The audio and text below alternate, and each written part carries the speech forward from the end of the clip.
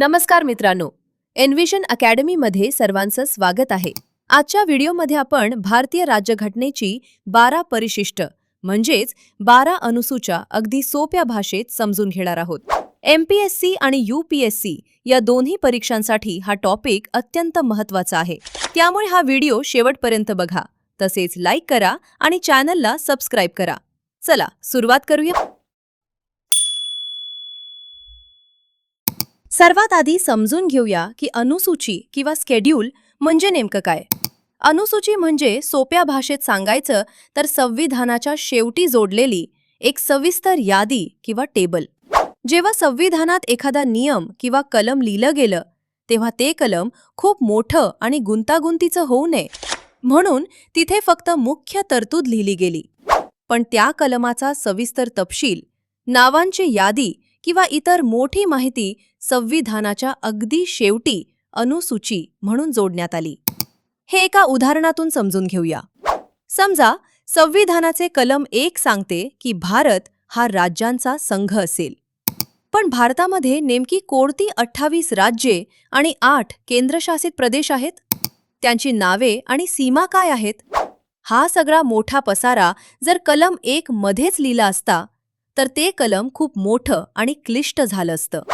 म्हणून काय करण्यात आलं की कलम 1 मध्ये फक्त मुख्य नियम लिहिला गेला आणि राज्यांची संपूर्ण सविस्तर माहिती संविधानाच्या शेवटी पहिल्या अनुसूचीमध्ये दिली गेली. म्हणजेच कलम मुख्य नियम सांगतं आणि अनुसूची त्याचा सविस्तर तपशील देते. जेव्हा 26 जानेवारी 1950 रोजी भारतीय राज्यघटना लागू झाली तेव्हा त्यामध्ये फक्त 8 अनुसूच्या होत्या.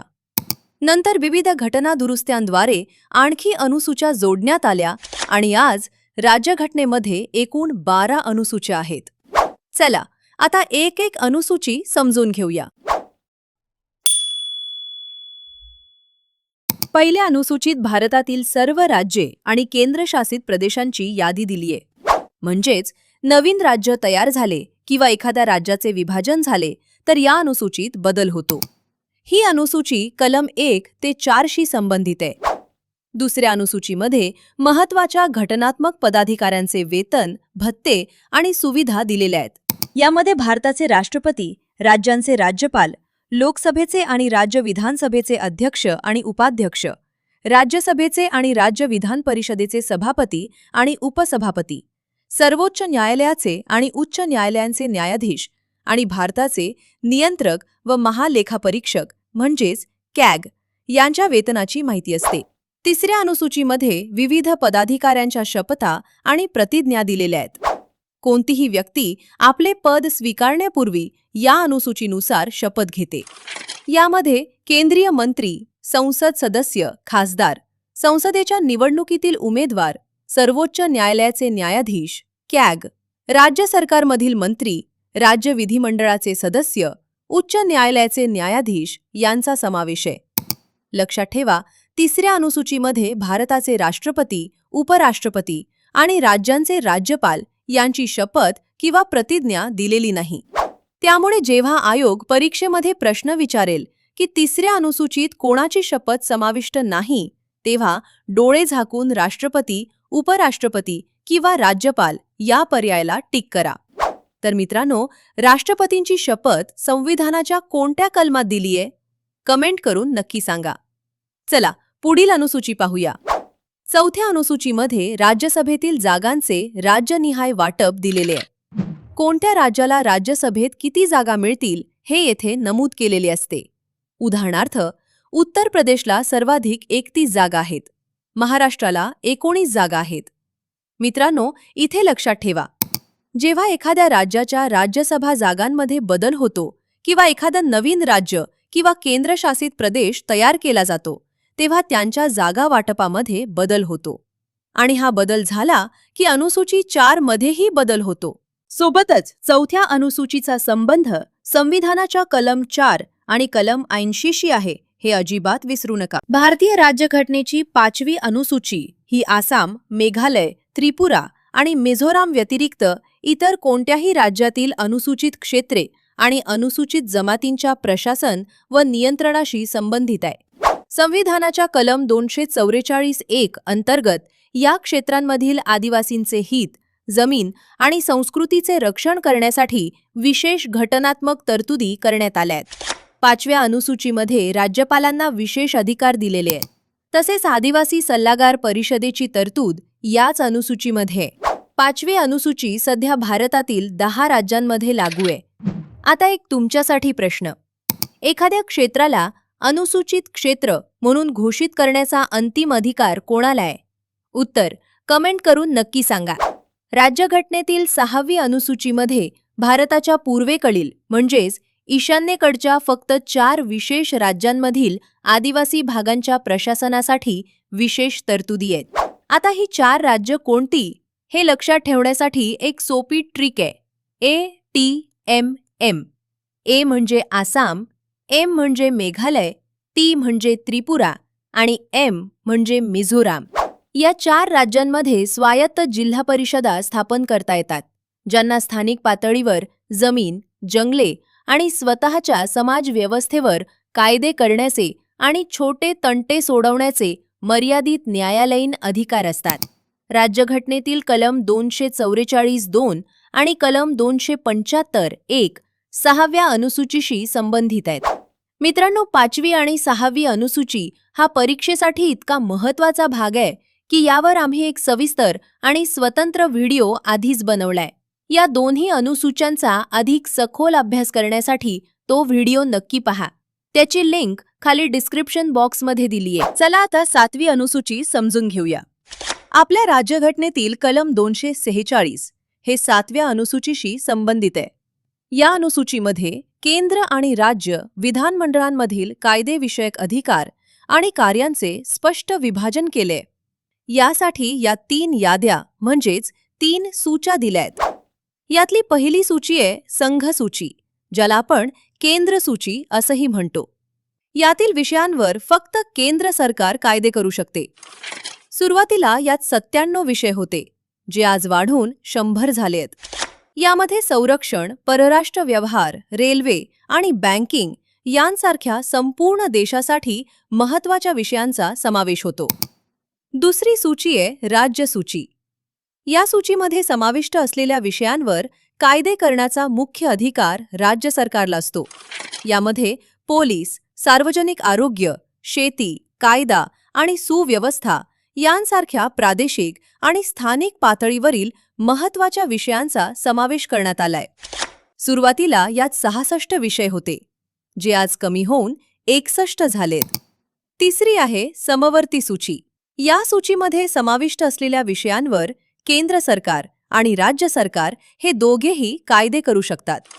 सुरुवातीला या समवर्ती सूचीमध्ये 47 विषय होते, पण नंतर यात 5 नवीन विषय जोडले गेले, ज्यामुळे आज या सूचीत एकूण 52 विषय झालेत. या सूचीमध्ये प्रामुख्याने शिक्षण, जंगले आणि न्याय प्रशासन असे विषय आहेत. कलम 248 नुसार ज्या विषयांचा उल्लेख 3ही सूचींमध्ये केलेला नाही, त्या सर्व विषयांवर कायदे करण्याचे शेष अधिकार केंद्र सरकारला म्हणजेच आपल्या संसदेला देण्यात आलेत. 7व्या अनुसूचीवर आम्ही एक डिटेल्ड व्हिडिओ बनवलाय. जर तो अजून पाहिला नसेल तर नक्की पाहून घ्या. लिंक डिस्क्रिप्शन बॉक्समध्ये दिली आहे. भारतीय राज्यघटनेतील 8वी अनुसूची ही भारतातील मान्यताप्राप्त भाषांची सूची आहे. या अनुसूचीचा संबंध प्रामुख्याने कलम 344 आणि कलम 351 शी येतो. 26 जानेवारी 1950 रोजी संविधान लागू झाले तेव्हा या अनुसूचीत फक्त 14 भाषा होत्या. आसामी, बंगाली, गुजराती, हिंदी, कन्नड, काश्मीरी, मल्याळम, मराठी, ओरिया, पंजाबी, संस्कृत, तमिळ, तेलुगू आणि उर्दू. वेळोवेळी झालेल्या 3 प्रमुख घटनादुरुस्तींमुळे ही संख्या 14 वरून 22 पर्यंत पोहोचली. 1967 मध्ये 21व्या घटनादुरुस्तीद्वारे सिंधी भाषेचा समावेश करण्यात आला. 1992 मध्ये 71व्या घटनादुरुस्तीद्वारे यात कोकणी, मणिपुरी आणि नेपाळी या 3 भाषा जोडल्या गेल्या. 2003 मध्ये 92व्या घटनादुरुस्तीद्वारे बोडो, डोगरी, मैथिली आणि संथाली या 4 भाषांचा समावेश झाला. याशिवाय 2011 मध्ये 96व्या घटनादुरुस्तीद्वारे ओरिया या भाषेचे नाव बदलून ओडिया असे करण्यात आले. अशा प्रकारे आज एकूण 22 भाषा 8व्या परिशिष्टात समाविष्ट आहेत. लक्षात ठेवा, इंग्रजी ही भाषा भारताच्या 8व्या परिशिष्टात समाविष्ट नाही, पण ती ऑफिशियल लँग्वेजेस ॲक्ट 1963 नुसार सहयोगी अधिकृत भाषा आहे. 8व्या अनुसूचीबद्दल तसेच साहित्य अकादमी पुरस्कार आणि अभिजात भाषेबद्दल अधिक माहितीसाठी हा व्हिडिओ नक्की पहा. त्याची लिंक डिस्क्रिप्शन बॉक्समध्ये दिली आहे. भारतीय राज्यघटनेतील 9वी अनुसूची म्हणजे अशा कायद्यांची सूची ज्यांना न्यायालयीन पुनर्विलोकनापासून संरक्षण देण्याचा प्रयत्न करण्यात आला. 9वी अनुसूची ही 1951 मध्ये पहिल्या घटना दुरुस्तीने राज्यघटनेत समाविष्ट करण्यात आली. सुरुवातीला यात प्रामुख्यानं जमीन सुधारणा आणि जमीनदारी समाप्तीशी संबंधित कायदे समाविष्ट करण्यात आले होते, पण नंतर इतर कायद्यांचाही समावेश करण्यात आला.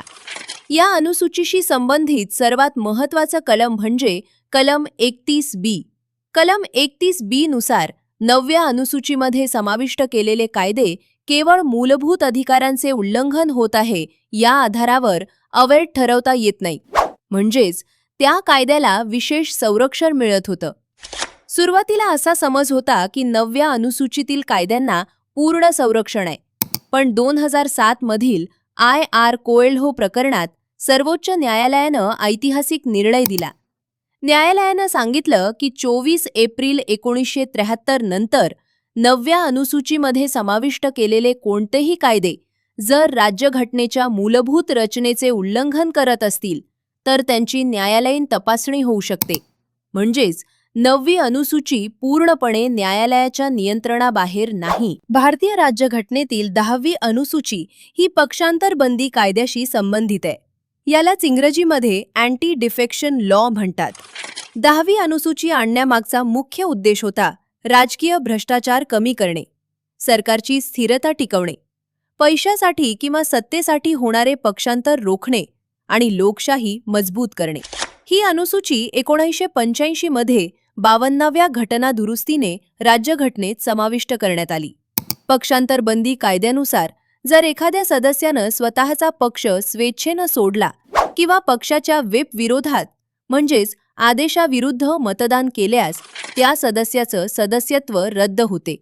पण यामध्ये एक अपवाद आहे. जर एखाद्या पक्षातील किमान 2/3 सदस्यांनी दुसऱ्या पक्षात विलीनीकरण केले तर त्यांना अपात्र ठरवले जात नाही. हा पॉइंट परीक्षेसाठी खूप महत्त्वाचा आहे.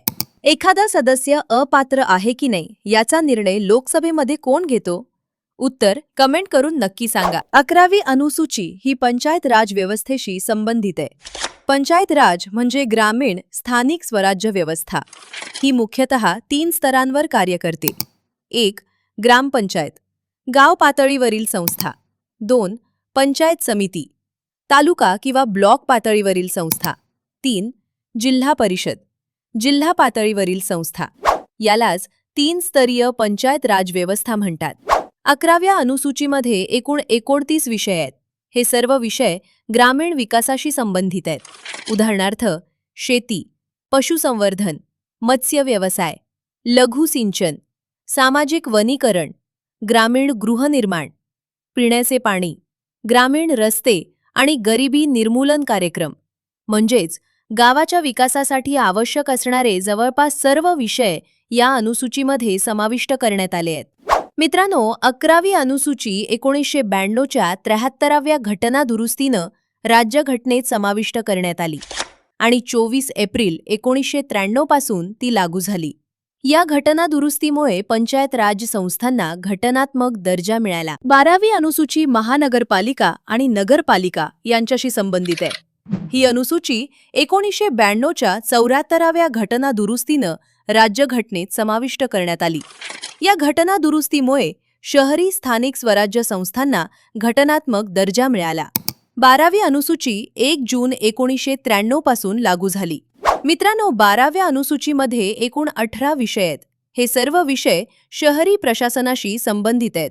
उदाहरणार्थ शहर नियोजन, भूमी वापर नियोजन, रस्ते आणि पूल, पाणी पुरवठा, सार्वजनिक आरोग्य, स्वच्छता, अग्निशमन सेवा, शहरी वनीकरण, झोपडपट्टी सुधारणा आणि शहरी दारिद्र्य निर्मूलन. मित्रांनो, आज आपण भारतीय राज्यघटनेच्या सर्व 12 अनुसूच्यांचा संपूर्ण अभ्यास केला. तुमच्या मते परीक्षेसाठी सर्वात महत्त्वाची अनुसूची कोणती आहे? कमेंटमध्ये नक्की सांगा. हा व्हिडिओ आवडला असेल तर लाईक करा, तुमच्या मित्रांसोबत शेअर करा आणि अशाच दर्जेदार MPSC आणि UPSC कंटेंटसाठी चॅनल सबस्क्राईब करायला विसरू नका.